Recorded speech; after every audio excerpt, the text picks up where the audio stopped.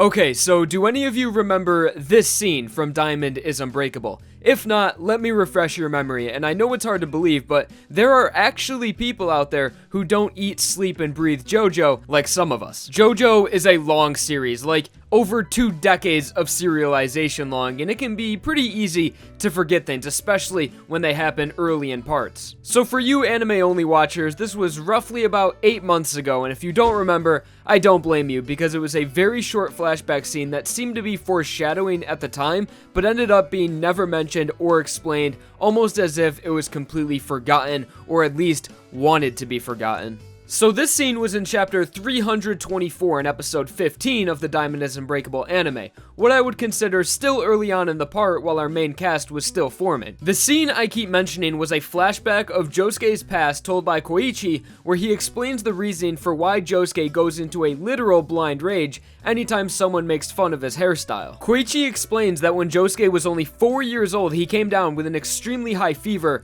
where Josuke was on the brink of death for 50 days. This was the same fever that Jotaro's mother, Holly, was suffering from at the same time because of Dio cursing the bloodline with the double-edged sword of stand powers, by awakening his own stand while using Jonathan's body. So during Josuke's battle against his own stand manifesting while the Stardust Crusaders were on their way to defeat Dio, Josuke's mom, Tomoko, took Josuke to the hospital in fear of losing her child to this unknown sickness, but it just so happened that Josuke's fever emerged during Morio's worst blizzard in 18 years. And on their way to the hospital, their car got stuck in the snow, and since the town of Morio was still under development at the time, they were about a mile away from the nearest house. So Tomoko, panicked on what to do in the situation, suddenly notices a boy in her rearview mirror wearing a school uniform bearing a shocking resemblance to teenage Josuke, and she notices that he has cuts and bruises all over him, and before she can even ask him about her suspicions, the boy acknowledges Josuke's illness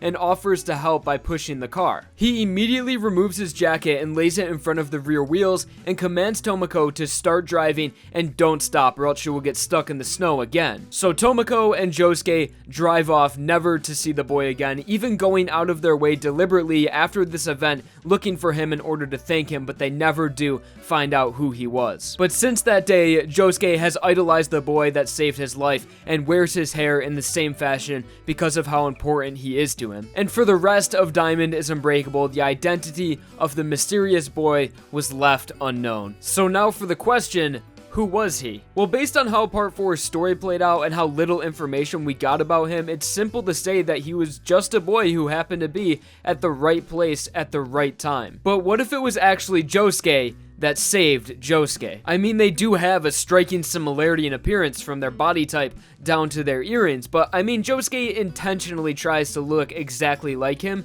so their similarities in appearance isn't that compelling. But as we know, Hirohiko Araki is notorious for writing the story as he goes, especially in earlier parts, and it's not uncommon to see plot points left unexplained and even entire characters be written out of the story when Araki decides to change directions. So the prevailing theory is that when Diamond is Unbreakable was in its early stages and this scene was written, Araki planned for Josuke, I assume nearing the end of Part 4, to go back in time and save his younger self. And I also assume that this method of going back in time was a rough draft of Kira's Bites the Dust ability, so for whatever reason, Araki decided to change directions in the story, and hopefully for the better, because time travel can be extremely hard to write if you want it to make sense with little plot holes. So Araki probably realized that time travel is confusing and said, fuck that shit, so we are left an unexplained plot point that leaves readers in retrospect thinking, but wait, what about when Josuke saved himself? Because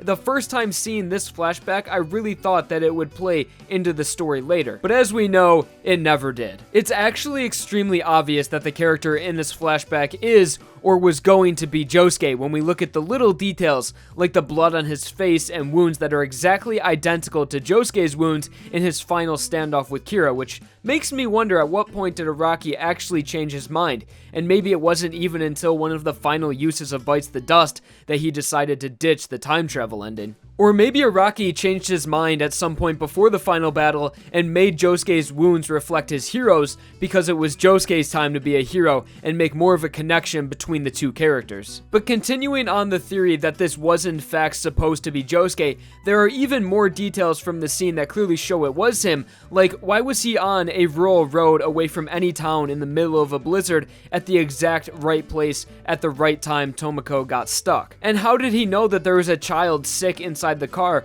when we see how small Josuke was in the passenger seat? There is no way someone standing behind the car would be able to see inside that seat, although this was slightly changed in the anime adaptation, making the seat go back further almost completely flat and showing an angle that Josuke saw himself in. But in the original manga, it would have been almost impossible for the character outside of the car to be able to see into the passenger seat. And lastly, the uniform that he was wearing is the same school uniform as teenage Josuke, and Tomoko said that Morio was still under development, so possibly the town school wasn't even built or opened yet, but yet this person still had a uniform that Josuke would wear a decade later. I think the most convincing detail is the fact that he looked like he'd just been in a fight and his wounds were similar to the ones that Josuke had in his fight with Kira. It kinda sucks that we see such an interesting concept of Josuke going back in time or experiencing a time loop and saving his younger self be completely scrapped, as we are still left with a scene foreshadowing this event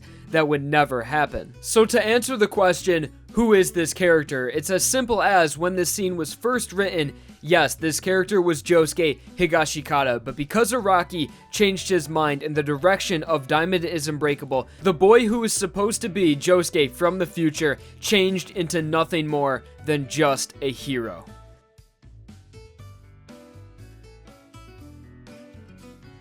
And that's a video, guys. Let me know if you want to see more of these theory-style videos, and if you do, what theories pertaining to JoJo do you want me to talk about or try to explain? So thank you all for watching this video. Leave a like on it if I fought your boredom or if you just enjoyed, and of course subscribe for more videos. Once again, thank you for watching, and I hope you enjoyed.